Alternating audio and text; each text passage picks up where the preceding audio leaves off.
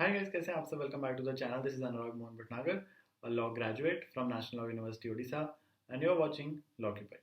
तो भाई, इस पर्टिकुलर वीडियो में मैं आपके लिए 15 मोस्ट एक्सपेक्टेड क्वेश्चंस लेके आया हूं, जो कि फर्स्ट से लेके 10th फरवरी तक ऑफ 2024 वो आपके लिए मतलब बहुत यूजफुल होगा।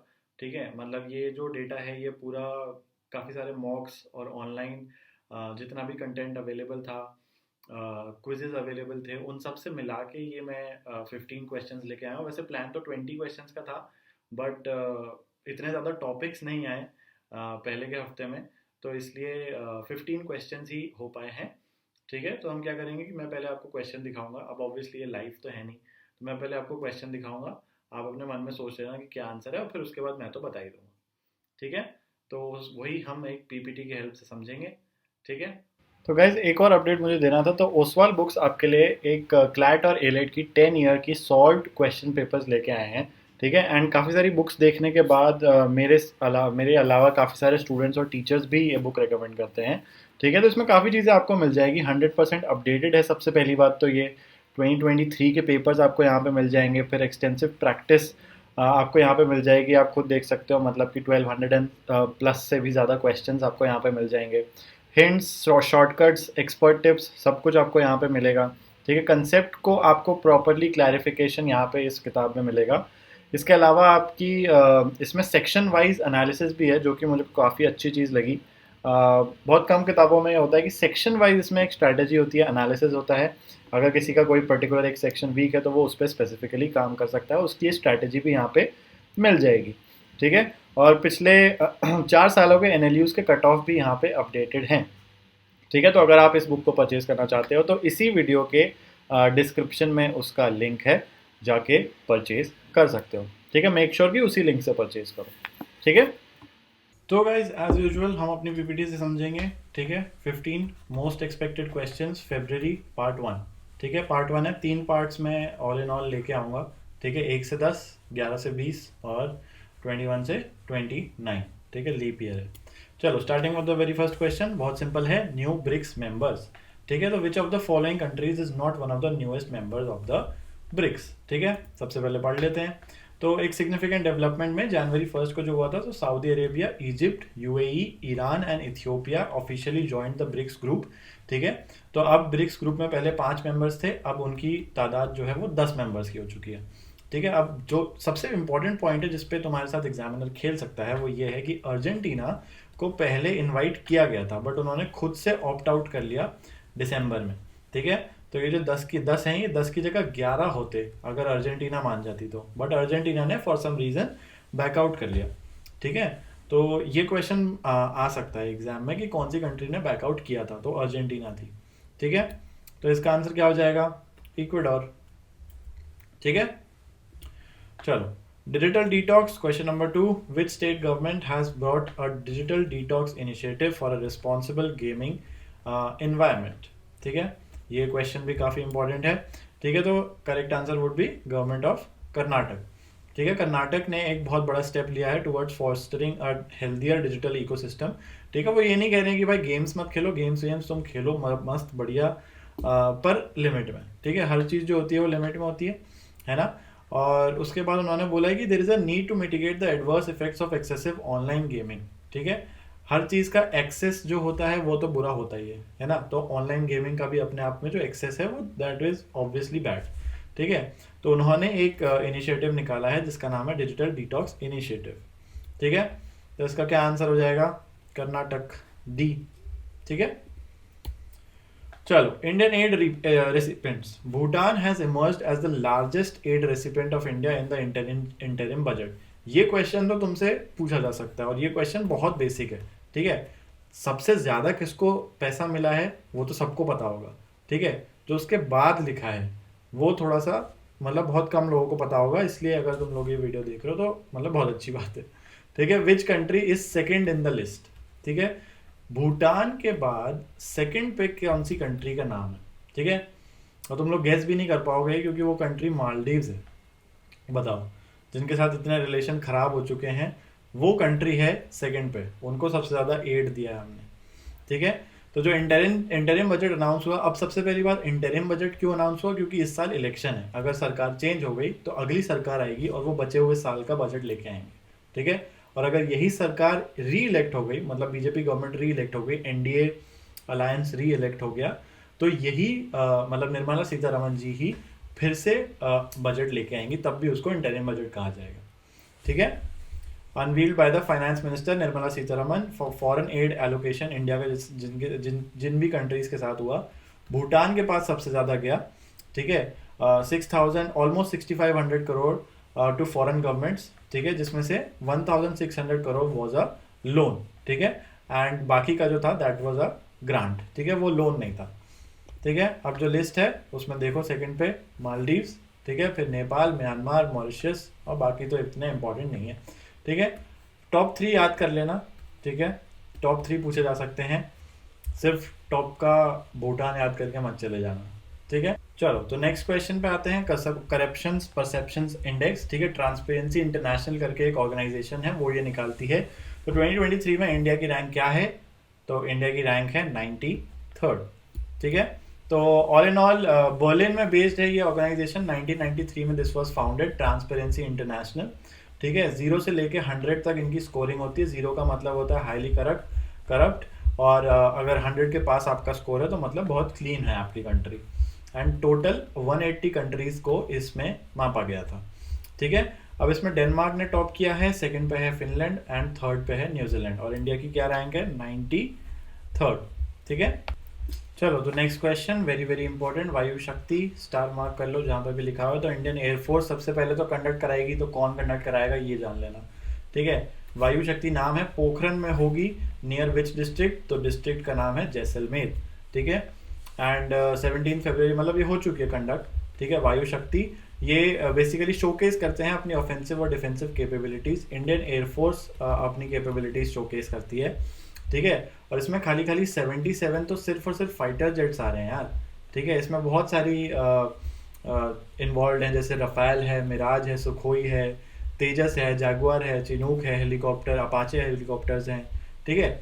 इसमें मिसाइल सिस्टम्स को भी शोकेस किया जाएगा, ठीक है। चलो, first ever female chief justice of Uttarakhand, very very important, ठीक है। Who has been recently appointed as the first female chief justice of Uttarakhand, Ritu, honourable justice Ritu Bahri, ठीक है। तो honourable justice Ritu Bahri has been sworn in the first women chief justice of Uttarakhand, ठीक है। And governor जो होते हैं वही शपथ ग्रहण कराते हैं, ठीक है। एंड पोस्ट जो थी वो वेकेंट थी, जस्टिस विपिन सांघी जो थे वो रिटायर कर गए थे, तो तब से ही वेकेंट थी, तो अक्टूबर से ही पोस्ट वेकेंट थी। एंड जस्टिस बहरी जो हैं वो पहले Punjab and Haryana high court में जज थी, ठीक है। और अब वो चीफ जस्टिस हैं of the Uttarakhand high court, ठीक है।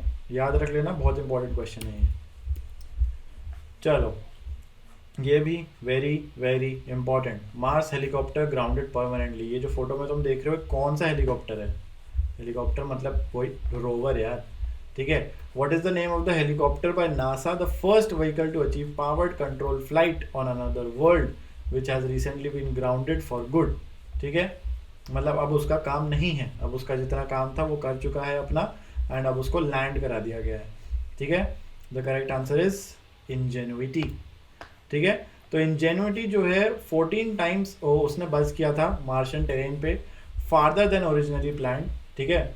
मतलब 14 टाइम्स उसने अपनी फ्लाइट ली थी, ठीक है, logging more than 2 hours 8 minutes of flight time and covering a distance of 10.5 miles 17 kilometres through all 72 flights, ठीक है। ये बहुत ज़रूरी है कि कितनी फ्लाइट्स ली उसने इन टोटल, ठीक है, 72 फ्लाइट्स, याद रखना, भूलना मत, ठीक है। और जो नासा का परसिवरेंस रोवर है, ये परसिवरेंस रोवर है, इसके अंदर था ये इंजेन्युइटी, ठीक है, जो एक ड्रोन हेलीकॉप्टर, ड्रोन कॉप्टर करके तुम कुछ समझ सकते हो इसको, ठीक है। इसको मार्स में लेके गए थे, strapped to the belly of Perseverance rover, ठीक है। ये परसिवरेंस है, इसके साथ गया था ये, और ये 3 साल पहले लैंड किया था, 2020 में ये लैंड किया था, ठीक है, मार्शियन बेसिन में, जिसका नाम था जेजोरो क्रेटर, ठीक है। तो वहाँ से ये कंटिन्यूस डेटा भेज रहा था, बट अब इसका कोई काम नहीं है, जितना काम करना था भाई साहब कर चुके हैं, ठीक है। चलो, आगे चलते हैं, Codex committee on spices and herbs, very very important. ठीक है, which session of the Codex committee on spices and culinary herbs was recently held in Kochi. अब कहाँ हुई है ये तो सबको पता होगा, बट बहुत कम लोगों को सेशन का वो पता होगा कि कौन से नंबर का सेशन था। ठीक है, करेक्ट आंसर इज 7th। ठीक है, तो 7th session of the Codex committee on spices and culinary herbs ये हुआ था कोची में, और इसमें 5 स्पाइसेस के क्वालिटी स्टैंडर्ड्स को रिकमेंड किया गया था। ठीक है, उनका 5 स्पाइसेस के क्वालिटी स्टैंडर्ड्स को फाइनलाइज किया गया था। पांचों के नाम याद रखने की जरूरत नहीं है, बट ये बहुत जरूरी है कि कितने स्पाइसेस थे। ठीक है, 5 थे, allspice, juniper berry, star anise, turmeric and cardamom. ठीक है, नाम याद रखने की जरूरत नहीं है, बट नंबर याद रखना बहुत जरूरी है कि 5 स्पाइसेस थे। ठीक है, अब ये जो कोडेक्स कमेटी है, ये एक कमेटी है जो कि इंटरनेशनल स्टैंडर्ड्स डेवलप करती है फॉर स्पाइसेस और हर्ब्स। ठीक है, and this was established in 1963 by the FAO and the WHO। ठीक है, Codex committee on spices and herbs 7th session था जो कि कहाँ हुआ, कोची में। चलो, टॉम टॉम ट्रैफिक इंडेक्स, अरे यार ये सेम फोटो यूज हो गई, इग्नोर करो फोटो को गाइस। ठीक है, question number 9, which city is the slowest city in the world in terms of traffic. अगर तुमने मेरी फेब्रवरी पार्ट 1 पार्ट 2 अटेंड करी होगी तो तुम्हें इसका आंसर पता होगा, it is none other than London. ठीक है, बैंगलोर भी है इसमें, जस्ट लंदन के नीचे, जस्ट नीचे एकदम बैंगलोर का नाम है, बढ़िया सा। ठीक है, मोस्ट कंजेस्टेड सिटी में लंदन है टॉप पे 2023 में। ठीक है, ऑलमोस्ट 40 मिनट लगते हैं भाई to cover a distance of 10 kilometre. ठीक है, Bangalore and Pune in India took the 6th and 7th spots. ठीक है भाई, और ये जो टॉम टॉम इंडेक्स है ये कंपनी निकालती है जिसका नाम है टॉम टॉम। ठीक है, एम्स्टरडैम की कंपनी ये बेस्ड है। ठीक है, चलो 10th question, very very important, very very very important. ठीक है, Uttarakhand has become the second state after Goa to have a uniform civil code. When did Goa get its uniform civil code? Goa को कब मिला था? 1867। ठीक है, पोर्चुगीज सिविल कोड जिसको कहते हैं, है ना। अब ये क्या है इसके बारे में ऑलरेडी मैं डिटेल्ड वीडियो एक चैनल पे डाल चुका हूँ। ठीक है, तो जितनी भी ये सारी चीज़ें हैं ये डिटेल्ड वे में तुम्हें मिल जाएंगी, और 15 मिनट की भी वो वीडियो नहीं है। ठीक है, अभी डालिए कुछ टाइम पहले, तो अगर वो देखना चाहते हो कि उत्तराखंड सिविल कोड है क्या, ठीक है, तो वहाँ से जाके देख सकते हो, 2x में करके देख लेना। ठीक है, 5 स्पेसिफिक कंडीशंस भी है for solemnisation of marriages in the state, वो सब वहाँ पे डिस्कस कर रखा है मैंने ऑलरेडी। ठीक है, चलो, visa free travel for Indians, which country has recently allowed visa free travel to Indians? Flag देख के समझ गए होगे, द कंट्री इज ईरान। ठीक है, Iran has recently became yet another country to launch visa waiver programme allowing Indian citizens visa free entry for up to 15 days only. ठीक है, entry तो है बट 15 days के लिए ही वीजा फ्री एंट्री अलाउड है, उसके बाद नहीं। ठीक है, अगर उससे ज़्यादा दिन के लिए आप जा रहे हो और टूरिस्ट वीज़ा पे जा सकते हो। ठीक है, ये सिर्फ टूरिस्ट के लिए, टूरिस्ट अट्रैक्शन को बढ़ाने के लिए है अमंग इंडियंस। ठीक है, एंड इसको अनाउंस किया गया था दिसंबर 2023 में, और इसमें इंडिया के साथ साथ 32 और देश भी हैं। ठीक है, जिनको वीज़ा फ्री एक्सेस मिला है, तो इंडिया इकलौता नहीं है, बट हाँ उन 32 देशों में इंडिया का भी नाम है। ठीक है, चलो next question, the US and Indian government $4 billion की मिलिट्री ड्रोन डील साइन करी है, उसमें कितने ड्रोन्स आएंगे? ड्रोन का नाम है MQ-9B स्काई गार्जियन ड्रोन्स। ठीक है, जो ये फोटो तुम देख रहे हो। ठीक है, तो द करेक्ट आंसर इज 31। ठीक है, 31 ड्रोन्स की डील साइन हुई है। ये वेपन्स रेडी ड्रोन है, design for surveillance, reconnaissance, targeting and strike missions. ठीक है, इसमें स्टेल्थ का खास ध्यान दिया गया है। ठीक है, डील की वैल्यू है $4 billion। कई बार डील की वैल्यू पूछ लेते हैं। ठीक है, जो इतनी बड़ी बड़ी डील्स होती है ना, उनकी वैल्यू पूछ ली जाती है कभी बार। चलो, RBI पेमेंट एग्रीगेटर अप्रूवल। ठीक है, which of the following 3 companies have been granted the said approval by the RBI। ठीक है, तो अगर आपको ऐसा एक अप्रूवल चाहिए होता है तो वो अप्रूवल आपको एक ही अथॉरिटी से मिल सकता है हमारे देश में, वो है रिजर्व बैंक ऑफ इंडिया। ठीक है, the correct answer is C, Juspay, Decentro and Zoho. ठीक है, ये 3 कंपनीज जो हैं, जसपे, डिसेंट्रो एंड जोहो, इनको ऑपरेट करने का ऑथराइजेशन मिला है एज पेमेंट एग्रीगेटर्स। जैसे जीपे है, फोन पे है, भीम है। ठीक है, सेम वैसे और this approval allows these companies to provide payment services to online merchants by accepting payments from customer. जो तुम QR कोड स्कैन करते हो ना, अब वो इन कंपनीज को भी परमिशन मिल गई है कि ये अपना QR कोड जाके मर्चेंट्स को दे सकते हैं। ठीक है, स्ट्राइप, जोमेटो, टाटा पे ऑलरेडी इनको अप्रूवल मिल चुका था जनवरी में, अब इन तीनों कंपनीज को भी मिल गया। ठीक है, चलो सेकंड लास्ट क्वेश्चन, प्रधानमंत्री मत्स्य किसान समृद्धि सह योजना, वेरी वेरी इंपॉर्टेंट, बहुत ही इंपॉर्टेंट स्कीम है ये। ठीक है, अब इसको याद रखने का मैं तरीका बता रहा हूँ। ये this scheme is for which sector, तो मत्स्य का मतलब हिंदी में मछली होता है। ठीक है, तो उससे तुम इसको याद रख सकते हो, this scheme is for the fisheries sector. ठीक है, तो यूनियन कैबिनेट ने अप्रूव किया है प्रधानमंत्री मत्स्य किसान समृद्धि योजना। सेंट्रल सेक्टर सब स्कीम है अंडर द प्रधानमंत्री मत्स्य संपदा। ठीक है, और इसमें फॉर्मलाइज किया जाएगा किसको, फिशरीज सेक्टर को, और सपोर्ट किया जाएगा fisheries micro and small enterprises को। ठीक है, अब इसकी जो फंडिंग पैटर्न है वो काफ़ी इंटरेस्टिंग है। यहाँ पे लिखा हुआ है 50% जो कि इन्वेस्टमेंट का है वो पब्लिक फाइनेंस से आएगा। ठीक है, and 50% is from the private. Public finance का यहाँ पे ये मतलब है कि सरकार उसका पैसा देगी। ठीक है, तो 6,000 करोड़ अगर कॉस्ट है तो 3,000 करोड़ जो है वो सरकार देगी, और बाकी का जो 3,000 करोड़ है वो फंडिंग करेगी फ्रॉम द प्राइवेट एंटिटीज। कोई भी कंपनी आ सकती है, टाटा, रिलायंस, महिंद्रा। ठीक है, तो ये स्कीम है and this is implemented for the year 2026-27। ठीक है, 15th फाइनेंस कमीशन जब खत्म होगा तब तक इसको इम्प्लीमेंट किया जाएगा।